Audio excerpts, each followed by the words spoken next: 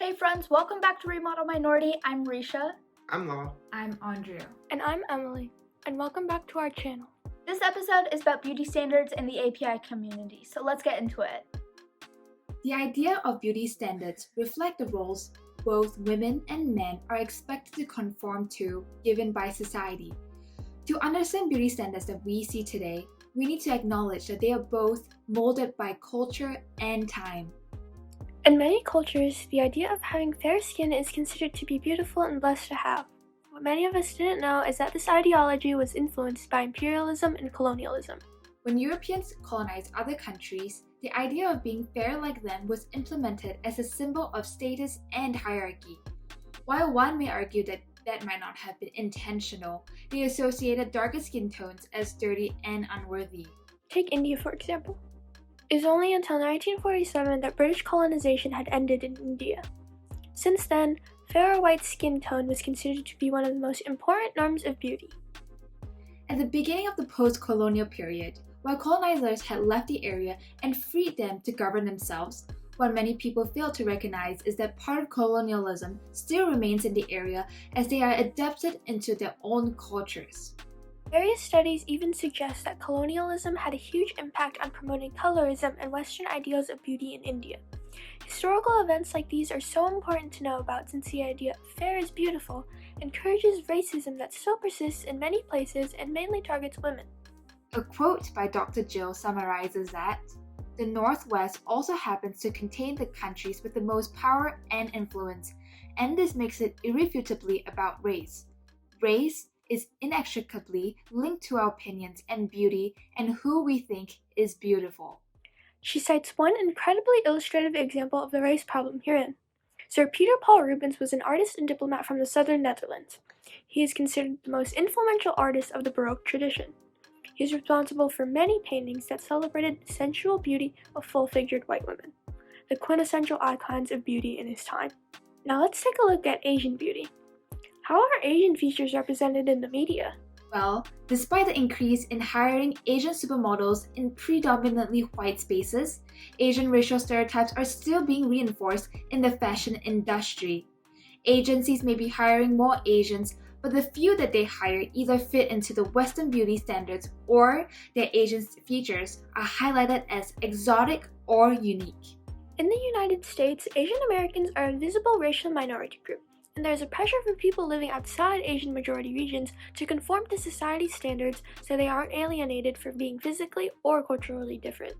Exactly, and this pressure especially affects younger people who quickly consume media content due to its lack of inclusivity. There are constantly new trends in culture, and they spread quickly through use. In the West, whether it's their fashion trends or media trends, they typically don't include Asian elements or features. These trends of beauty standards and representation blow up as more people see and follow them, and the standards that come along with them shape society's ideals and expectations on how people should think and act, extending to qualities out of people's control like physical features. Asian beauty has rarely been showcased in the media, and lack of representation has caused Asian features to be categorized differently than Western ideal features. Asian beauty, even in Asian majority regions, has been whitewashed because the Western industries control the trends and societal norms.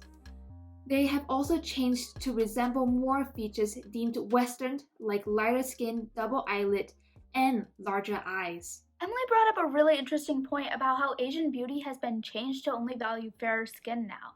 And I think this has a lot to do with colorism. Hla, I know we've had this conversation before, but can you explain to everyone what colorism is? Sure, Risha. Colorism is preferring a lighter skin tone over a darker one. Yes, exactly. Something I've noticed is that the issue of colorism has been swept under the rug for years now, and only recently have API activists started talking about it on social media. And we've been trying to educate each other on the ways that colorism manifests itself into our communities. Do you know anything about that, Hla? Yeah, so skin color bias affects our interactions in super subtle yet profound ways. It can be seen through makeup companies catering to only light-skinned individuals and not creating diverse skin tone ranges for darker POC, or entertainment companies hiring biracial actors because the lighter skin is better in their eyes. While it is subtle, the impacts are profound. Definitely, and I've also noticed that colorism can impact us on a more personal level too. And colorism is super relevant right now. It becomes more dangerous when an authority figure is present. Society pairs dark skin with stereotypes like criminality and oftentimes are perceived to be suspicious, almost as if they are more likely to misbehave and commit crimes. When a cop sees somebody of darker skin, they will perceive them to be as more dangerous, potentially leading to fatal situations. Exactly, and this is why it's so important that we educate ourselves on the impacts of colorism. It may not always be talked about, but I promise you it's extremely common in the API community. And this idea of colorism has also shifted into a deeper problem. Imagine the ideal body type. Fair skin, skinny waist, small nose, a prominent chin, an oval-shaped face, skinny legs, and hairless in the areas of arms, armpits, and legs. Today, individuals receive the pressure of always having a perfect body, and from my friends' experiences to my own, I can tell you a lot of this does happen in Asian households. Yep, in the API communities, it can be seen as a way of caring for one another when in fact it causes more harm than good. Children who grow up with the comments regarding their sizes can be subject to additional risk such as suppression of emotional distress because of the cultural stigma surrounding mental illness. Yeah, and I think specifically in a lot of Southeast Asian cultures, there's this idea of a perfectly skinny body type. And this can cause us to start unhealthy habits such as developing eating disorders and taking dieting pills, as well as losing an unhealthy amount of weight in a very short period of time, which can cause us to feel very bad about ourselves. And so I think all of these things do a lot more harm than actual good. And all of these things are caused by fat shaming and the idea that there's a decent body type when in fact there isn't. Definitely. And kids are hit with pressure from all different angles. Beauty standards are thrown at their faces through Snapchat filter, photo editing software, the normalized hypersexualization of women, TV shows, and magazines. And it's important to remember that there is no ideal body type. What matters is that you feel good about yourself, you eat 3 meals a day, and that you are amazing. Now let's dive deep into Eurocentric beauty standards. Many mainstream skincare corporations market and promote white and fair skin as the perfect skin type, typically showing commercials featuring products catered to lighter tones like foundations. These companies don't even have products for darker skin tones. I've actually noticed that in stores and in ads, these mainstream makeup companies should definitely be more inclusive. Yeah, even when there is representation, these models, musicians, and those who act are often pushed to the sidelines. They're given smaller roles and lesser credit, while people with more Western features and lighter skins are given the spotlight. That is terrible, but very true. How has this lack of representation affected beauty standards in personal images? Hollywood stars and models are often looked up by fans as reporters keep up to date with the biggest gossips.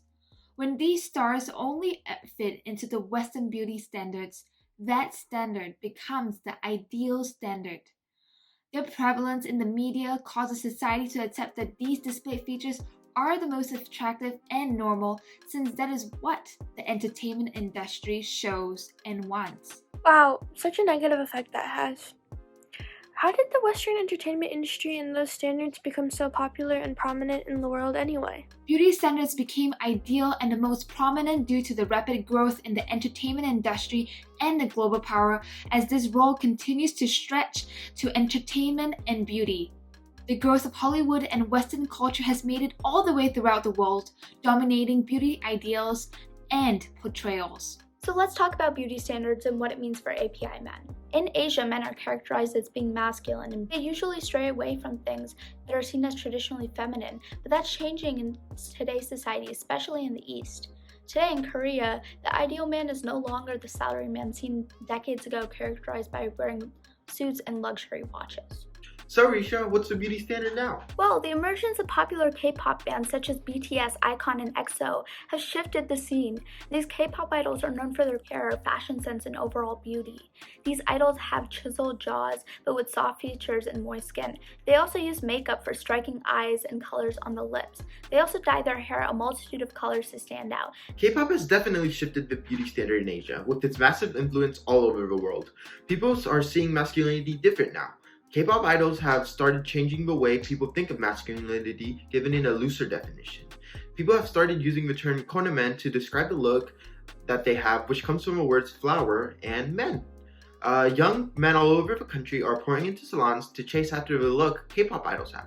Makeup is becoming unstigmatized in the country, and it is affecting the world as well. The Korean makeup industry has started using male models to advertise products to girls as well, which shows that the divide is actually closing. Definitely, K-pop has a massive following all over the world, and especially in other Asian countries.